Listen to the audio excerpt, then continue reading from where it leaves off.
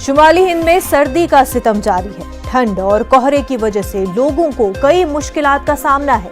वहीं कोहरे की वजह से ट्रैफिक की आमदोरफ्त भी हल्की पड़ गई है। यूपी, उत्तराखंड, दिल्ली, पंजाब समेत कई इलाकों में ठंड की वजह से दर्जे हरारत काफी कम है।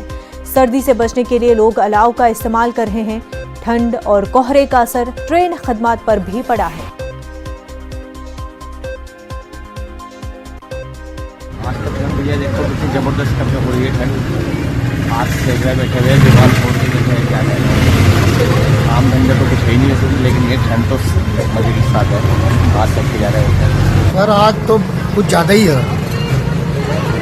ये तो कोई लगभग मेरे ख्याल से ऐसा होगा सर कि लंबे समय में ऐसी ठंड हमने पहली बार देखी।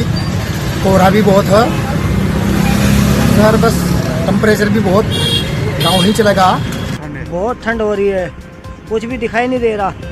लाइटें जला जला कर आ रहे हैं, गाड़ियाँ भी, बसें में भी खाली आ रही है। बसें सारी अपने ना सवारी बैठ रही ना कुछ, अब खाली बसें आ रही है।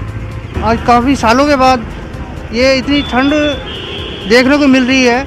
इतना कोहरा है कि पास का आदमी चमक नहीं रहा है इसमें। और मैं तो यही कहूँगा कि ऐसी ठंड थोड़ी कम आए, मतलब धीरे धीरे कम हो जाए, जो आदमी को सुकून मिले। कोरोना वबा के दौरान बाहमी इमदाद और इन्हिसार का जज्बा मुस्तहकम हुआ है। मुल्क इस वबा से मुत्तहिद होकर मुकाबला कर रहा है। टीकाकारी के ऐलान के बाद हम बेहतर ताउन करें जिससे हम कोरोना को मात देने की जानिब कदम बढ़ा सके। नेटवर्क 18 इस मुहिम में हर कदम पर आपके साथ रहेगा।